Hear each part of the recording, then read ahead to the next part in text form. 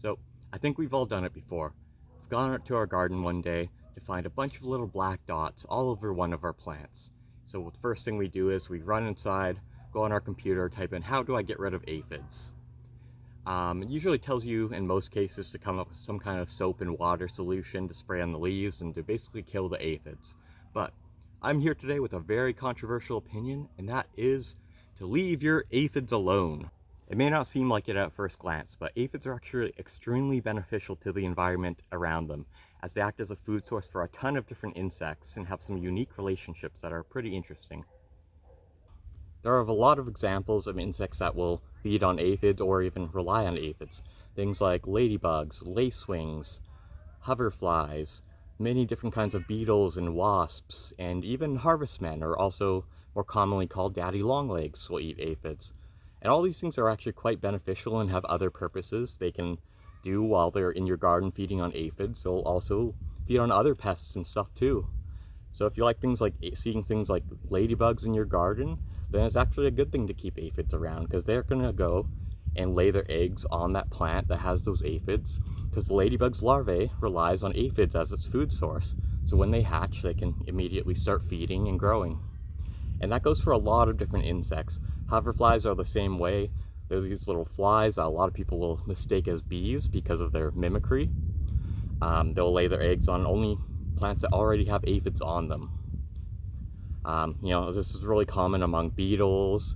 Lots of different kinds of small wasps will feed on aphids as well, or they'll use them to feed to their larvae. And just a quick FYI as well, aphids won't actually kill the plant they're on generally unless it's a really bad infestation. They're just draining some of the plant's sap and draining a bit of its energy as well. So the plant may look a little bit less healthy and stuff, but if it's a perennial, it's going to come back looking good as new anyways. And in the meantime, it's supporting, hundreds and hundreds of little lives possibly. So it's very cool being able to see these interactions in your garden.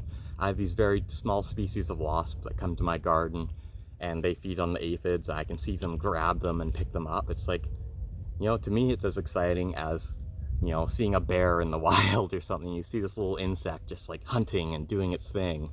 And I think that's really cool to see. Even things like ants have a really cool relationship with aphids that you can commonly see in your garden if a plant has the aphids on them. The ants will actually farm the aphids. Basically, they want the aphids' poop, which is a sugary substance the ants really like, and in return, they protect the aphids, keep them clean of pests and stuff, and keep other predatory insects away. This helps them both survive in that way. So you can kind of see where I'm going. Like, aphids have a lot of benefits, and in our kind of times when insects are in really bad decline, as well as wildlife and everything else, I think we should be doing whatever we can to really help them along and just show them respect that they deserve as living things and animals. And if you leave your aphids in place, one of the really cool things is it will really contribute to a healthy garden, because you're going to start attracting those beneficial insects that are feeding on them and feeding on other things, and it's going to help all your plants do really well. It's going to increase the biodiversity in your local area by doing that. But there are a couple things you can do to really help this process and help have a balanced garden. The biggest thing is just planting a mix of native plants in your garden. They don't all have to be native, but having at least some will really help this process and help have a balanced garden and attract all these predatory insects, because they have a lot more connections to the local life around you as well. They're going to attract insects that will feed on those aphids and a lot of other things that will feed on those insects, and it's going to help the natural process happen and attracting more of that biodiversity that really is what counts. I've included in this video a video of a yarrow plant of mine, western yarrow, and it's a plant aphids really seem to love. You can see in this video that it's covered in aphids, and these guys were around for quite a while, but one day I went out and I saw this tiny little wasp feeding on the aphids on it, and it was so cool. And about a week after that, I noticed basically all the aphids were gone. The yarrow was completely clean. It was crazy. But yeah, that's what you can do with a balanced garden.